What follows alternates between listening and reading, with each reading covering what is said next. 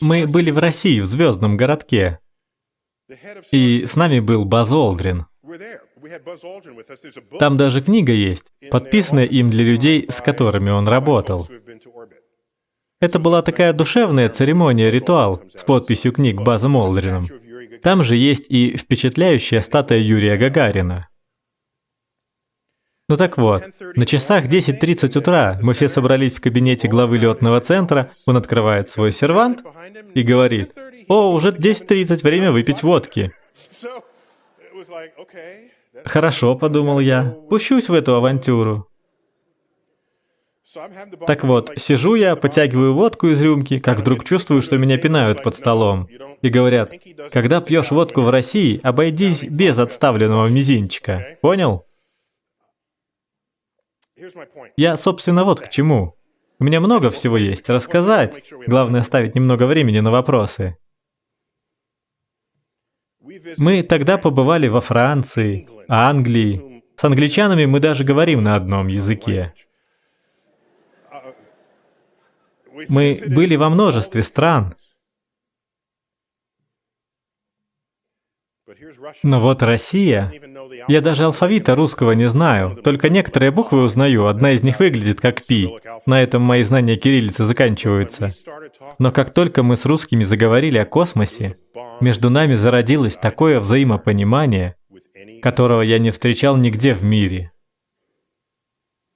Хотя мы были заклятыми врагами во времена Холодной войны, именно наши две страны отправились в эту невероятную космическую одиссею. Чувствовалась дружба, настоящее родство, хоть мы и говорили на разных языках, но это было очевидно без слов. Это чувствовалось в культуре, в тембре нашего взаимодействия. И я никогда не забуду ощущение от нахождения среди этих людей. Даже в сувенирном магазине все безделушки были вдохновлены космическими достижениями. Как раз одна из моих сокровенных вещичек в офисе, в моих видео на ютубе, где я вещаю из офиса, вы легко ее заметите. Это матрешка. И обычно в таком стиле бывают матрешки, ну разве что с изображением глав государств или с другими незнакомыми людьми. Но та, что у меня, посвящена русским космическим аппаратам. Самая большая из них изображает Международную космическую станцию. А самая маленькая, как думаете, что? Конечно же, спутник.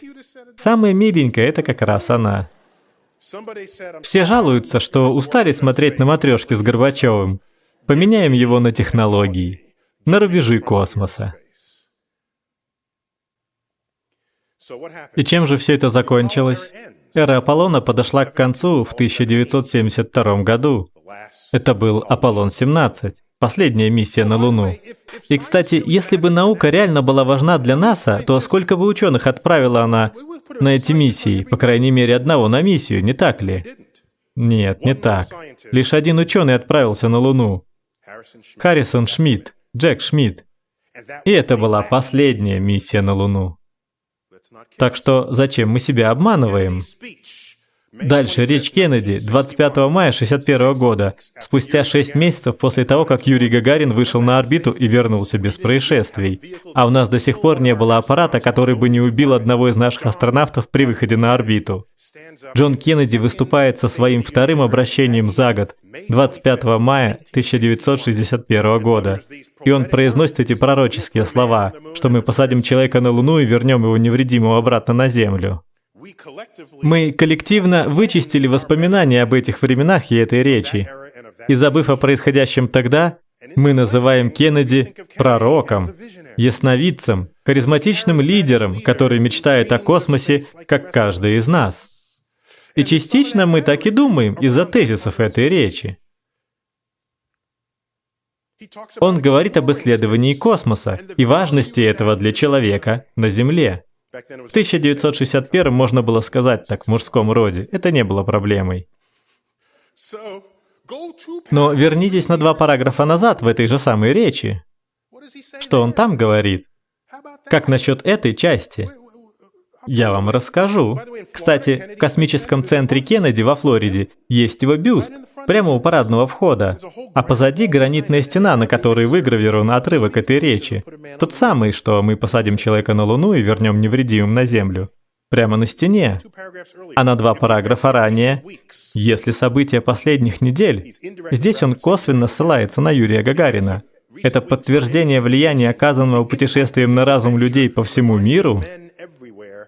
Тогда мы должны показать миру, что путь свободы превосходит путь тирании. Это был боевой клич против коммунизма. Вот пример военной мотивации, ведущий к подписанию чеков. И они создают центр НАСА и выделяют деньги из бюджета, которые требуются для выполнения лунной программы. Почему бы эти слова не выбить на стене в космическом центре Кеннеди? Там хватает места, я проверял. Можно просто кратко: «Завали коммуниста, отправься на Луну». Как раз вписалось бы. Эта часть бредового мышления продолжается. И когда же мы прекратили полеты на Луну? После того, как узнали, по сути, что русские на Луну не собираются. Они туда не полетят.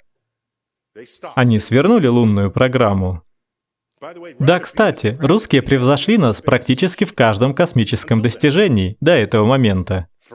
Первый спутник, первое живое существо на орбите, первый человек на орбите, первая женщина, первый чернокожий на орбите. Они тогда дружили с Кубой. Первая стыковка в космосе, первая космическая станция, да все по списку. По факту, кто из нас считал себя космическим первооткрывателем в то время? Нет. Практически каждое решение, касающееся космоса, было реакцией на то, что сделал Советский Союз, или реакцией на то, что они говорили, что сделают. Мы не были первыми ни в одном из достижений, мы шли следом за русскими. Еще один бредовый момент той эпохи.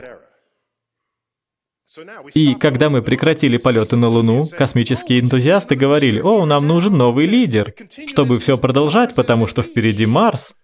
Давайте отправимся на Марс». Нет. Нет причин отправляться на Марс, потому что русские не собираются на Марс. И всю программу завернули. Просто отмахнулись. И сколько бы люди не искали причин, почему, кроме как потому, что русские свернули лунную программу, причин не находится. Все настолько просто. Точно вам говорю. Спасибо всем, кто поддерживает нас на Patreon. Shake it like you mean it, baby.